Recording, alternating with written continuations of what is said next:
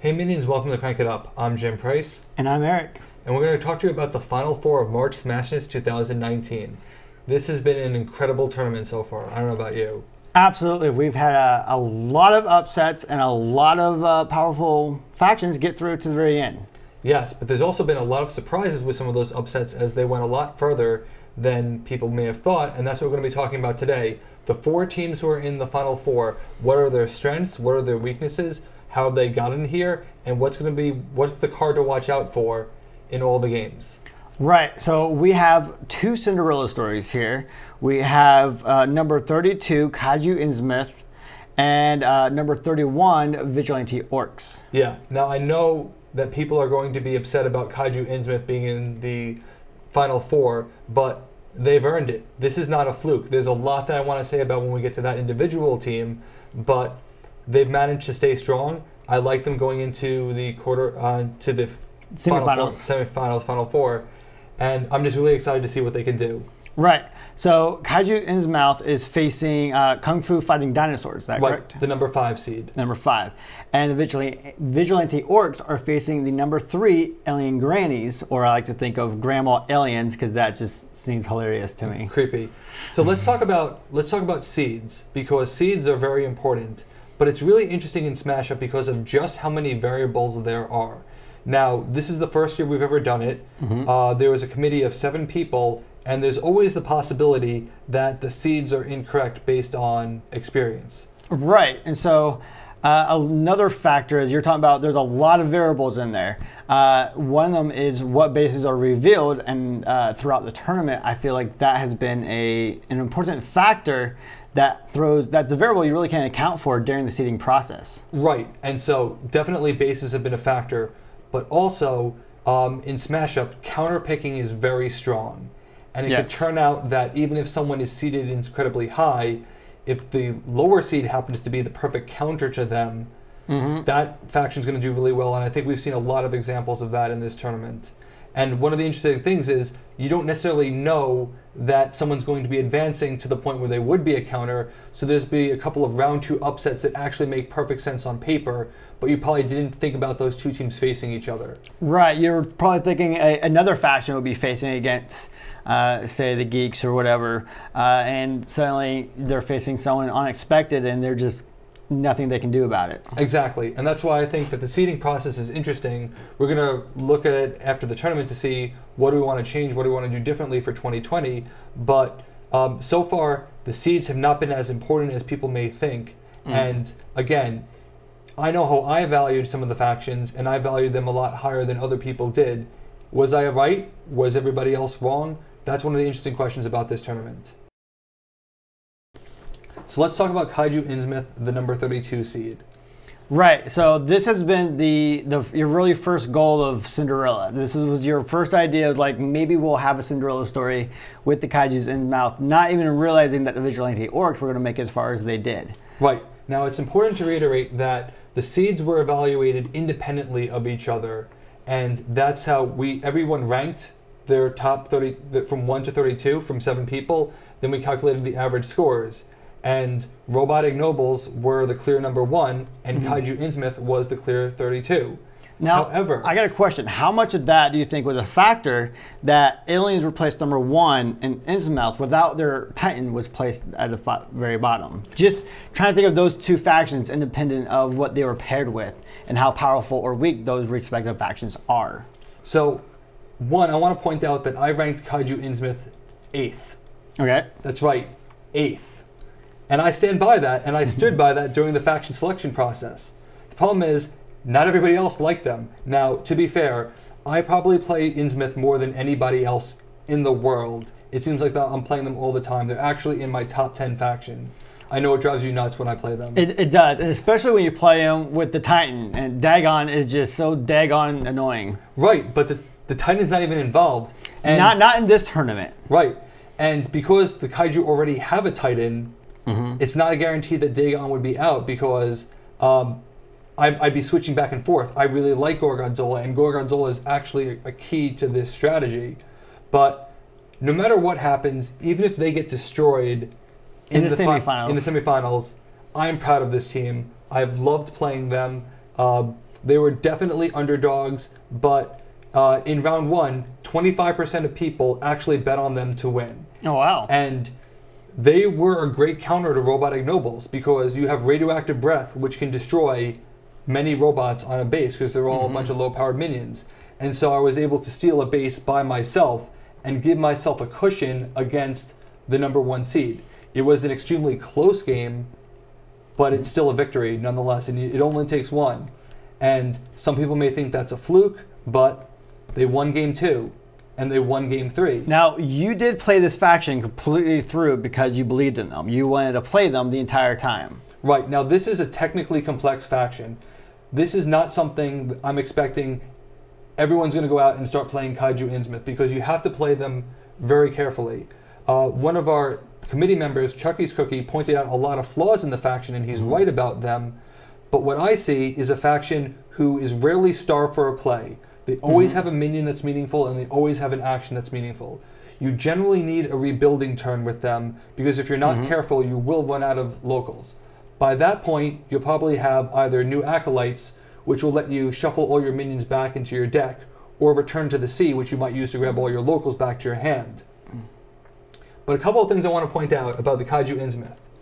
In my estimation, you probably draw about 4 cards from the locals, which is really good card draw for everybody else. What I mean by that is when you reveal locals, on average you'll probably reveal 4 to 5 of them with the ones that you play, and you'll draw those extra cards. That's like drawing 4 extra cards. It's drawing specific cards, but it's still card draw. What that does is it gradually thins out your deck to getting to the better Kaiju cards and the better Innsmouth cards that work really well with the Kaiju. And when you have a Titan that's hard to take care of, and you have an Innsmouth action that prevents all your minions from being destroyed, it makes it really hard for someone to kick you off the base. Combine that with the fact that the Kaiju actions are really hard to get rid of, and you've got a faction that has a lot of staying power, and you can fight for second place, and then you can explode for the bases that you need to win.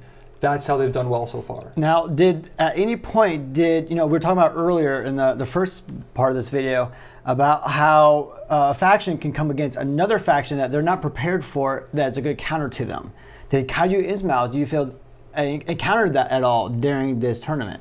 I think that they were a great counter to robot ignobles because they can blow up all the ones.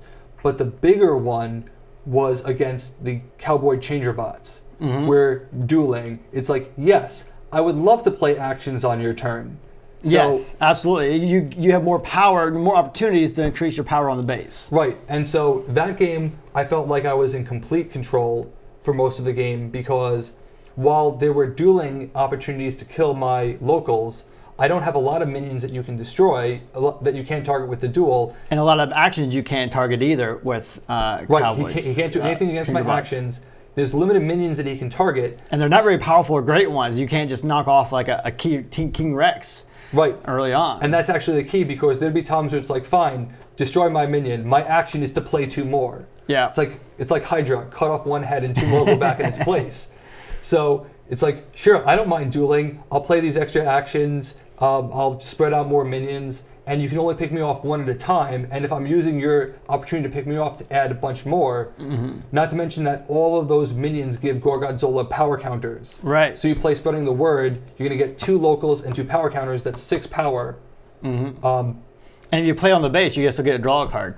No, that's only for actions. Oh, that's only for. Oh, I'm thinking if you played an action on the base. Right. But if you play minions on the base, which I've also done, and that makes my next turn be better. Right. So dueling worked absolutely against the dueling faction. It's like I was really happy going into that matchup because it's like, yep, this is going to go well for you.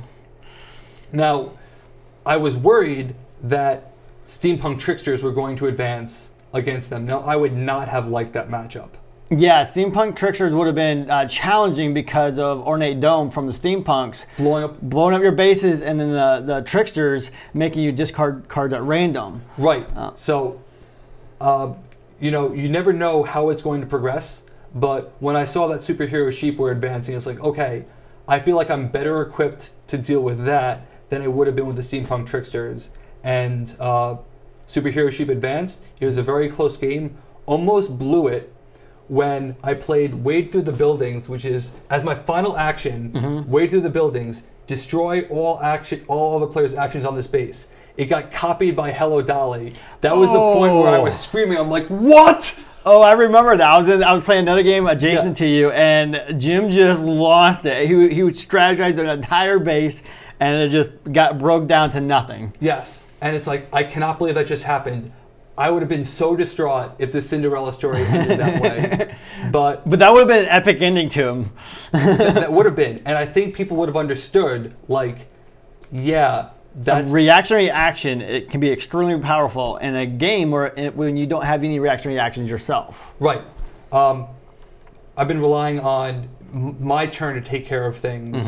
And then, you know, I'll use my return to the sea to get the right minion or minions back. But for the large part, I can't do anything else on other people's turns. It's either I win or lose on your turn. But for Kaiju Innsmouth, it's worked out very well. I say they definitely deserve to be in the Final Four, and I'm excited to see them go up against Kung Fu Dinosaurs. So do you see them seeing in the future any committee members increasing their value of Innsmouth, regardless of who they're being played with? Or do you think that's still an independent factor? I still think it's hard to play, and that's why I'm saying I'm not expecting a lot of people to go out and play Kaiju Innsmouth, because you have to know what cards to play in the right order. The Kaiju, it's hard to get Gorgonzola out. It can be, especially because you're trying to play minions always on your turn, and Gorgonzola requires you to replace your normal minion play. Right, and you got a tendency to want to get your locals out as quickly as possible. So I think that there's a lot of finesse that goes into it. We'll see. Maybe people will realize that. I've always been a fan of Innsmouth. I know that they're hard to play, but they have some really good pairings. And the last thing I want to mention is that when we were making the initial pairings, this is probably the third or fourth combination that I came up with. You know, gotta solve the zombie problems, gotta solve the robot problems, and it's like, I really like this combo. It wasn't like other combos, like Mega Troop or Bear Cavalry, for example. They just happened to be towards the end. Yeah. No, that was me going all in on Kaiju Innsmouth as, I really like that combination. I'm going to square those away. And you thought they were going to be ranked a lot higher than they were in the seeding process. I stand by my 8. If you go by my seed, you know, their presence in the Final Four looks a lot more justified.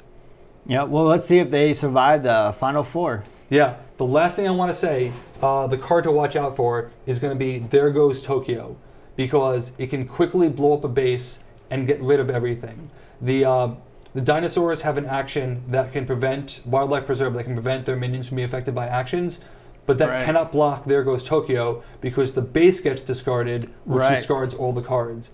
And I've actually used that action to blow up bases where I was not invested at all. You can move Gorgonzola, and you can completely cripple someone else. So that's the card to watch out for, There Goes Tokyo. Okay.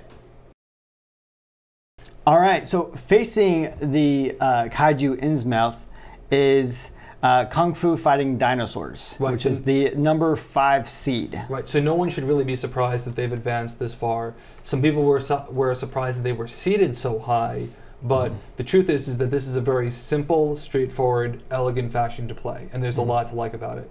So they've had an interesting road getting here. Do we want to talk about that? Yes. So first they had to survive Mage Warriors, which was an absolute grind, tons of monsters on the base. You've got the Kung Fu Fighting Dinosaurs, which are a very fast, they can drop a lot of power, they're a fast faction. They're not an engine necessarily, the Kung Fu Fighters are, but the Dinosaurs just C-base, smash base. So you've got they have to wade through the Mage Warriors and all their stall tactics. And yet that seems very reminiscent of the third game that they've played, where the gauntlet was completely locked down. Yes. And that turned out to be an engine for them, where they just drew a bunch of treasures. And because of they played 2 games with treasures, and treasures can be a complete wild card to now, all of a sudden, this faction that has a very elegant and straightforward game plan that you can plan against now all of a sudden they have access to a ton of cards and you don't know what they have, yes. so they can do a lot more. And they don't have the same access as their opponent faction does because they're not a Munchkin faction at all in that pairing. But they can destroy... They can destroy minions, but they don't have the searching in the discard pile or the treasure deck that their opponents did. And they can't bring out the monsters anyway. And right. They can destroy minions, but they don't necessarily excel at destroying monsters like the warriors do. Mm-hmm. So they had to earn it. It was not a gimme that they got there. No, that was a long battle. And should we reveal who played those? Well, so for the third game, I knew what you were going to do eventually. Mm-hmm. It's a question of when and whether or not I'd still be on the base. So you got the text about summary about what happened, but to recap, I played Rampage with having a minion which was about 20 power. Right, 20 power, additional power. Because I moved over 16 power over to another base playing expert timing. So I've never seen a breakpoint get to be 45. Right. That was insane. Mm-hmm. And I'm going to have a really hard time getting on there because all the minions of 2 are going to be destroyed. Now, I was able to maintain a presence there for a long time, but as I needed my minions elsewhere, as the breakpoint got bigger, there's no point in me being on that base. It's not going to score anytime soon. I'm going to circle back eventually. I'm keeping track like how much power is on there. Does he have Rampage yet? And I was using it as an engine just to kill monsters to get myself treasures. Yeah, you were netting 1 power counter and 1 treasure every turn. Yep, it was a nice little engine for me, for a nice little boost that they typically didn't have. And that's one of the things that I like about the Kung Fu Fighting Dinosaurs is that they have an amazing Rampage play where they could send a bunch of power counter to King Rex with the Dragon Warrior, and then all of a sudden, instead of your 7-14 Rampage split, 10 and 20, 12 and 24. Yep. It can escalate. Yeah. I'm not going to leave any base empty. I'm going to get at least second place on every base because that's how you're going to have to play this faction. You're going to assume that there's always a massive big drop waiting. You don't know where it is because the Dragon Warrior can send it to anybody. He can send it to himself. You don't know the source. You don't know the destination. You have to plan for it. And so you can't let them score a base by themselves. You got to be on every base. Fortunately, they have no action destruction. And so I like the idea that the Kaiju can sit their lowest powered action on the base and be fine. Or just go Godzilla with 1 power. Right, just put a counter power count on them and use them as a farm. Right. I mean, I guess if you use them as a farm, you're going to keep putting power counters on them, but... Well, then I would just destroy the base and move them over. Right, yeah. So there's a lot to like about both teams. It's going to be a very interesting matchup. You've got the slower engine style of the Kaiju versus the lightning fast Kung Fu Fighting Dinosaurs. As it is, they've got a fast as lightning play that can bring T-Rex immediately back to your hand. So it's 9 power and it's back to your hand. Next turn, King Rex Rampage. Yep, absolutely. So I remember playing against them as on their way up, and then I remember playing as them, and having your King Rex can be instrumental. Although I don't think I played him on my... No, I did. You did. I did play him at the very end there, but he wasn't the one I was breaking the base with because I had that farm of power counters going. Right, you still needed the power though because of the sheer amount of breakpoint that had been up on there. Absolutely. So they're going to be facing against the Kaiju Innsmouth. We're talked about the factions. What would be the key card? And I think we've already talked about it. That the so there's 2. Okay. So obviously King Rex because of the potential to play it 2 or 3 times and drop a lot of breakpoint damage, but also expert timing because it's a very flexible card, particularly with the Dragon Warrior. You can send a bunch of power off the base. It's like, all right, I'm losing, I'm going to send it anywhere. Or you can send it to the base and steal it. You can use it to activate Lady Whirlwind and destroy a minion at the last second. That could also swing a base. There's a couple of things you can do with it. It's really going to come down to don't let any one minion get an excessive amount of power. Now, there's not a lot I can do about that other than rushing the base. So I don't want to talk too much about my strategy going into the game. I'm going to save that for people to watch. But it's something that you have to be aware of and something that I'm actively planning against. So, yeah, absolutely. So I actually would have gone with Rampage and Expert Timing because from personal experience that worked out in my favor. But you're right, King Rex, having him be able to play a game with Expert Timing, well, not Expert Timing, Fast as Lightning. And then Rampage. And then Rampage, they kind of go together. Yeah, I'd rather, if I were playing that deck, I'd rather use King Rex for, you know, moderate damage and then heavy damage again than risk not being able to use him again.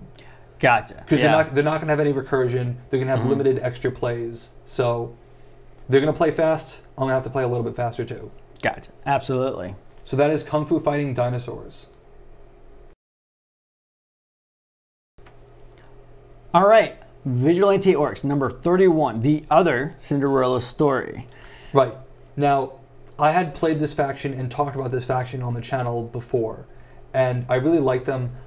I believe that I ranked them number 27, and I remember saying that I really like this faction, but I just like the others more. And now I like them even more. And of all the factions in the tournament, I think this is actually going to be the one that people go back and start trying for themselves. Because the Orcs, they don't have a lot of obvious pairings, and I think a lot of people wouldn't think that this is a good pairing or know what this pairing does, but let's talk about them. So the Vigilante Orcs, of the about 15 different types of mechanics in the game, these guys cross off about 10 of them. Right, because they're zero affection, not affection, affection, I can't pronounce that word. Faction? No, affection. They can't be affected. They can't be, they can't be affected. Yep. So they have defensive abilities. They have extra power. They have movement. They can destroy minions, and they can destroy minions in multiple different ways. So it's like I can destroy you, I can place you, I can shuffle you. Yeah. So they can destroy. They have recursion. They have searching.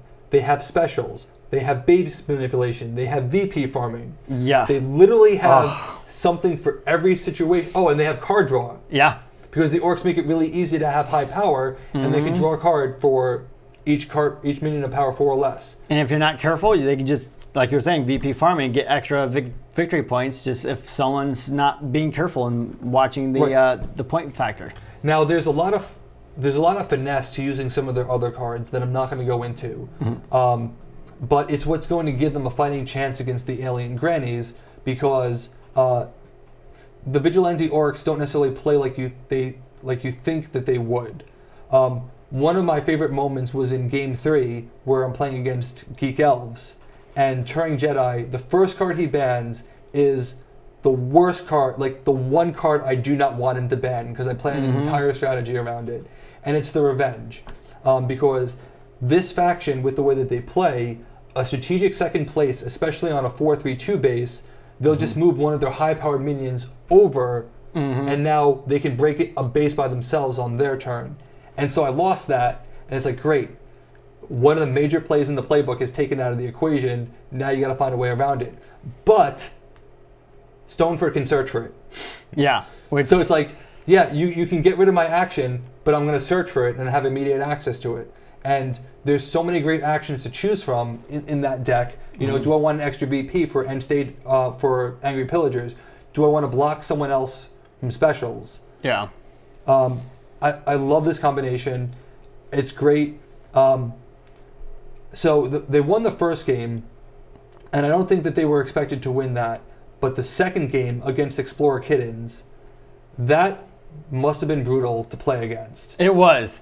Absolutely it was, because I played against the Explorer Kittens the round 1, and you know, he did an Idaho Smith and brought out a new base, and it was against Turing Jedi. He brought out a new base, scored it by himself, and I did the exact same thing in round 2, bringing a base by myself. But it was necessity for you, because both the Orcs and the Vigilantes have a card that prevents me from being affected by other players' cards. He's got a deck specifically designed to manipulate other people. Yes. And in a 3-base setup, you've got one base where you can't touch me, another base where you can't touch me, and a base where if you go there, the breakpoint's going to drop you to 0. I'm going to kick you off, and I'm going to score it by myself. Yep. So what do? And that shows the strength of this faction is that they just controlled the board. The obvious play was to Idaho Smith and get another base out and take away that advantage. But it just completely nullified. And it's funny because if you watch the Queen Fluffy video, way back when, I don't remember, I think it may have been episode 7 or it's really early on the channel, and I talk about how the Vigilantes are the perfect counter to the Kittens. Yeah. Not having no idea that they would face each other in a tournament-like setting. When you didn't even start off facing each other. Right. Yeah, it's just crazy how that works out by that. And they shut down an antagonistic faction.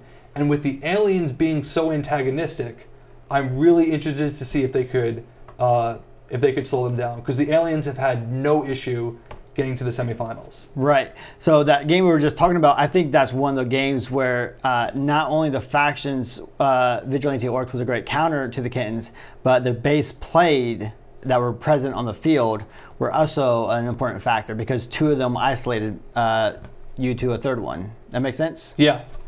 And also there was recursion in the bases as well. Yep. So that way if I lost that action, I'd get it back. Yeah. So it's like there's literally nothing you can do at that point. So it'll be interesting to see which bases come out in the semifinals and see how that affects with the Vigilante Orcs and of course the Grand Mal aliens. Yeah, I'd be really curious to see, like for example, the Gauntlet base that spams all the monsters. Yeah. The Vigilantes can shut that base ability off. Yeah. So. Yeah. It's going to be really interesting to see. I have no way of knowing what bases are going to come out in that game, but I'm really excited to see. Now, it's important to note that I'm not going to be playing the Vigilante Orcs, even though I've taken them this far. What we decided to do is to take the top 4 players and put them in a do or die situation. Everybody's playing a faction pairing, and they have to win in order to advance. So it's going to greatly increase the stakes.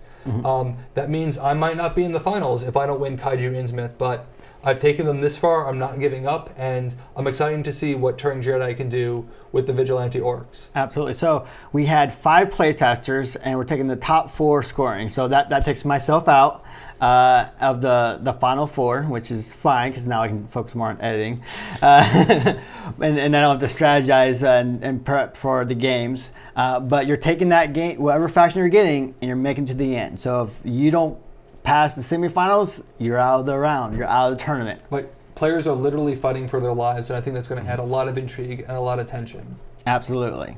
The last thing I want to say about the Vigilante Orcs is that because they're prepared for so many situations, I was trying to think, who are they not prepared for? Who are they not a good fit for? And I think it's a Swarm faction, because they can disrupt minions, but only 1 or 2 at a time. They don't have that massive base reset. Now, they haven't played a Swarm faction. I guess the Explorers have Swarm-like aspects, but they couldn't, the defensive abilities took it out. Mitigate it, yeah. But they didn't have a Swarm faction here, and no one left is really a Swarm faction, not even necessarily the Innsmouth. They are, but that's not necessarily how you're going to play them with Kaiju Innsmouth. So their biggest threat isn't on the board for them, so it's possible that they could go all the way. And I would be really excited to see that happen because, as I said, out of all the combinations, that's the one I think people are going to go back and give a second look and really appreciate. Right, because if Vigilante Orcs make it to the end and they're facing off against the Kaiju Innsmouth, the whole factor of the Kaiju possibly breaking minions or killing minions could come back and bite them in the with some of the Vigilantes counters. Right, because you got Death Wisher, and I don't even have that many targets for you to. So it's like if there's only a few minions that you can destroy, and if you do destroy, I'm going to take out your minions and your big guns. Like imagine losing Kajuki. I don't know how to say that. I guess it's Kajuki, but it's like sure, kill one of mine. I'm going to take out your big guy. Yeah. So a lot of intrigue. Anything can happen. Can't wait for the games, but we got to talk about one more faction first. So that is Vigilante Orcs. Number 31. All right, number 3 Grandma aliens, because Yes. I like saying it that way. So there is no surprise that they've made it this far, or how they've made it this far. Right. The ability to just get a point with the invader, regardless of win conditions, is very powerful for them. Now, the alien grannies have played 3 games, and if you add all the invader points up from those games, that is a winning score. Can you not? I don't remember how many off the top of my head that were in the second game, but there were 8 invader points in the first game and I think 6 in the other one. So time is not on your side. You do not want to get into a race situation with alien grannies, which is what's happened when I played them in game 1 and game 3. Gotcha. Yeah, absolutely. So let's talk about their journey here. So you played against them twice already. And lost both times. Absolutely. So what would you say are some of the important factors or takeaways from those games? So I underestimated just how much card draw they'd get from their action. It's really hard to remember. I know what all the actions do, but the names of the granny actions are kind of obtuse, so it's hard. Yeah. They have an action that says reveal the bottom card of your deck. If it's a minion, you may draw it. That actually turns out to be a lot of card draw and getting better access to their minions. And they go through their deck very quickly, particularly as they are delaying. The Magical Girl Pirates, not a good matchup at all on paper. You've got a Swarm faction who wants a lot of minions, and they keep getting returned. Yep. So that wasn't a good matchup. And then you had the Cyborg 8 princesses. So either powerful minions or minions without actions on them. And Beam as up. soon as they get gone, Yeah. so are the actions that So were it's like- attached. So they're not like Kaiju where they're on a base and they're independent of the minions. They were very much dependent on their minions being on the base and when they just get popped up. Right. And you've always got terraforming. And so I remember on game 3, from a base perspective, I liked where the Mythic Greek teddy bears were. But it got to a situation where he's going to win next turn. Because he's going to be able to terraform again or abduct again and get another VP point. So I've got to break 2 bases in order to win it. Right. I remember watching you there and you were struggling, trying to figure out a workaround, trying to get the bases to break, trying to do the math. Yeah, I tried every possible combination of cards and I came really close to breaking both and winning. But no. And that's what happened in the first game too, where all they need to do is get within range, and then they're either a terraforming or another invader from winning the game. So no lead is ever safe. Normally, you can say, all right, I'm going to take first, I'm going to take a strategic second place here. You can't do that against alien grannies. You have to try and win every base. They don't have the ability to win bases, so you have to make sure that you're winning them constantly. Yeah, they don't even need to win bases. With their, if you farm enough victory points, you can just get second every base, delay the game, and just keep getting your points. Or terraform into a ninja base. Yeah, absolutely. Now, it's funny because game 1 ended terraforming a base into Ninja Dojo. Now, I moved my guys off with full sail just to get more points and make it look more respectable. And then game 3 starts with a terraforming for Jungle Oasis. So you almost have to plan for that card being there and avoid a terraforming situation. What they can't do is play any specials, which means if you could break a base on your turn, you could break a base on your turn. You don't have to worry about any shenanigans that they're going to play. Right, because they don't really have they have 1 extra minion play for each faction, and they're only going to get 1 of those. Yep. So at most, they're going to play 2 minions, actually 3, because they've got Abduction, they've got Terraforming, and they've got Granny's Purse. So, but they can only do 1 of those per turn, borrowing some ability from a base. And knowing that you have the Munchkin and the Vigilante bases in there, the Vigilante bases have you've got Vigilante orcs who are very disruptive, but you've also got Hideout where you can't do anything to anybody. That's why I think Terraforming is going to be a really powerful card, and it's going to have to be used probably on the Hideout or some other anti-alien base. Well, it depends. Do you want an engine? Because Vigilante orcs can drop a lot of power and they can move. Yeah. So do you want to take away an engine base? Mm-hmm. Do you want to add a defensive base? Do you want to terraform into a ninja base? Do you want to add a bunch of guys and then terraform into like Rhodes Plaza Mall? Terraforming is very powerful. It has been a factor in definitely the first games that I played. So that's my card to watch out for. Okay, so not only just the invaders because they have their awesome power anyway, but the most powerful card in the game, I think, right? The terraforming, especially in 2-player, because it's like I'm going to stay off the base, and when I deem it appropriate, I'm going to terraform it into a ninja base and add an extra minion. So you could put one guy, and all they have to put one guy on a high breakpoint base, let someone else build up power. Instead of getting 5 points, they get 2, and you get 3 for just one victory, one point or one card. Yeah, and then if you terraform into Ninja Dojo, you put your minion on the bottom that the grannies can then grab. Right. Throw a ninja. Throw a alien invader out there. Get your victory point. Put him on the bottom. Pull him out again. Another victory point. So and net 5. You can use him as the extra minion from terraforming. The points just add up so quickly. They were paired together to give the aliens the deck manipulation they need to get their better cards. It may have been too much because it's like, all right, I'm gonna. Not only can I get to the cards, but I can actually draw them from the bottom of the deck, and they've done well. No surprises. It's going to be a really tough matchup with the Vigilante orcs because both have something that can counter the other. I'm not going to say what the Vigilante orcs have that can counter the aliens. But if it happens, I'm going to be so excited. Excellent.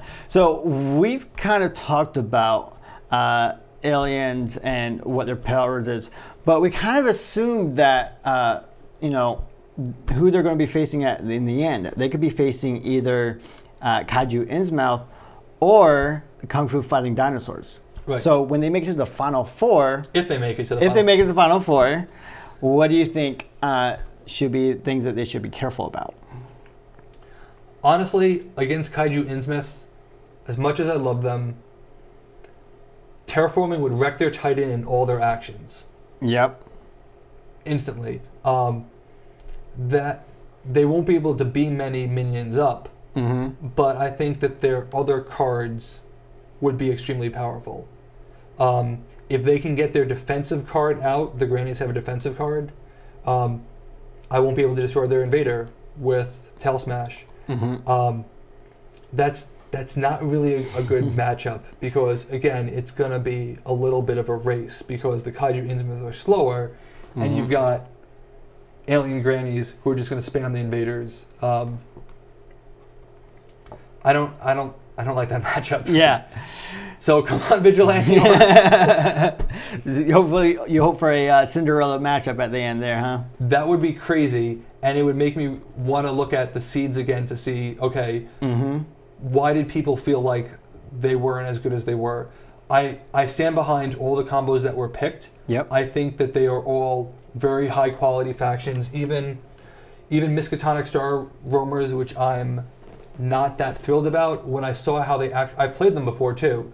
When I saw how they worked in that setting, they actually really controlled a lot of the game, and there's a lot to like about that. A lot of people like zombie vampires. That's the one I'm still not keen on.